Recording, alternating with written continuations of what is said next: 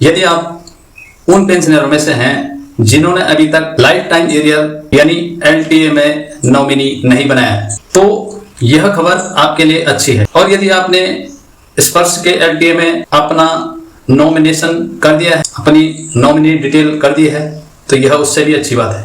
दोस्तों, LTA में nominee आप कैसे अपडेट कर सकते हैं, इसके लिए आप मेरा ये वाला वीडियो जरूर देख लीजिए। वो इस वीडियो में मैंने डिटेल से बताया है। इस नॉमिनी अपडेट को करने से आपके बाद फ्यूचर में आने वाली परेशानियों से बचा जा सकता है। दोस्तों, आपको नॉमिनी अपडेट जरूर कर लेना चाहिए ताकि फ्यूचर में आपका परिवार डॉक्यूमेंटेशन के चक्कर में ही परेशान ना होता रहे। जो पेंशनर अपने खुद के रहते ही LTA में नॉमिनी प्रमाण पत्र नहीं बनाता है, उसके परिवार को उसके जाने के बाद यहाँ पर देख सकते हैं।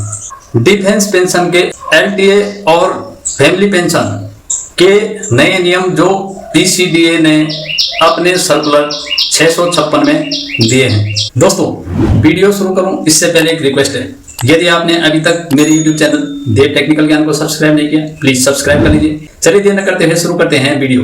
इसमें PCDA ने समझाया है कि बिना नॉमिनी प्रमाण पत्र के फैमिली पेंशन कैसे कर सकते हैं। इस सर्कुलर में आप देख सकते हैं, JCO और वार के मामले में रिकॉर्ड ऑफिस वास्तविक दावेदार के पक्ष में संसाधित करने के लिए पूरी तरह जिम्मेदार है, क्योंकि PSA और PPO जारी करने से पहले रिकॉर्ड ऑफिस पहले पूरी तरह से संतुष्ट होता है, चेक करते हैं कि दावेदार वास्तविक है और स्वीकार्यता मौजूद है, और इसीलिए माना जाता है कि दावेदार वास्तविक है। तो LTA प्रमाण पत्र की कमी के कारण पारिवारिक पेंशन के अनुदान को रोका नहीं जाना चाहिए। इसके लिए विधवा या दावेदार को एक एफिडेविट बॉन्ड के रूप में देना होगा। प्रमाण पत्र प्राप्त करने के बाद पारिवारिक पेंशन दी जा सकती है। एफिडेविट जिसमें उसका पति अपनी मृत्यु के समय पेंशन भोगी था। नंबर 2 पॉइंट, उसे न तो कभी दोषी ठहराया गया, न ही कोई सजा सुनाई गई। नंबर 3, उसने न तो पुनर्विवाह किया और ना ही अपनी राष्ट्रीयता बदली। और उसके नीचे लास्ट में, यदि उसे यानी विधवा को बाद में पारिवारिक पेंशन के लिए अयोग्य पाया जाता है, तो उसे यानी विधवा को पेंशन के रूप में भुगतान की गई राशि को ब्याज सहित वापस करनी होगी। और इसके साथ ही गवाह के तौर पे 2 पूर्व पेंशनरों से उनके हस्ताक्षर कराना आवश्यक है।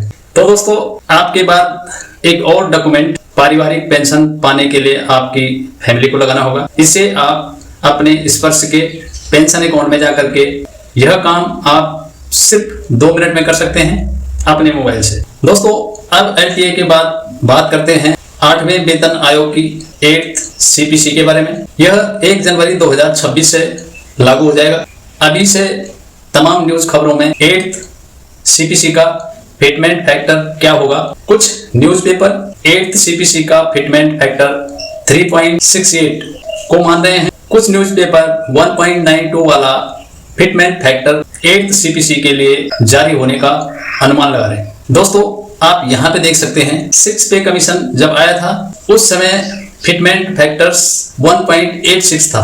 उसके बाद 7th CPC आया जिसमें फिटमेंट फैक्टर 2.57 हुआ, और 8th CPC में फिटमेंट फैक्टर 3.68 या 1.92 दोनों में से कोई एक लगने वाला है। वैसे आपको याद दिला दें, 7th CPC में जो फिटमेंट फैक्टर्स रिकमेंड किया गया था वो 3.68 था, जो कि सरकार ने एक सिरे से खारिज कर दिया था, और उसके स्थान पर 2.57 का फिटमेंट फैक्टर्स लगाया गया। 8th CPC में 20,000 से 34,000 तक होने का अनुमान है। इससे 49 लाख कर्मचारी और 68 लाख पेंशनरों को फायदा होगा। दोस्तों, 8th CPC के बाद अब बात करते हैं 18 महीने के DA एरियर के बारे में। आपको याद होगा कोरोना काल में 18 महीने का DA सीज कर दिया गया था, जिसके बारे में इस बजट में कोई आधिकारिक घोषणा होने की उम्मीद की जा रही है। कोरोना काल में बढ़ा हुआ DA जो कि सरकार द्वारा सिर्फ 17% ही दिया गया है, आप यहाँ देख सकते हैं।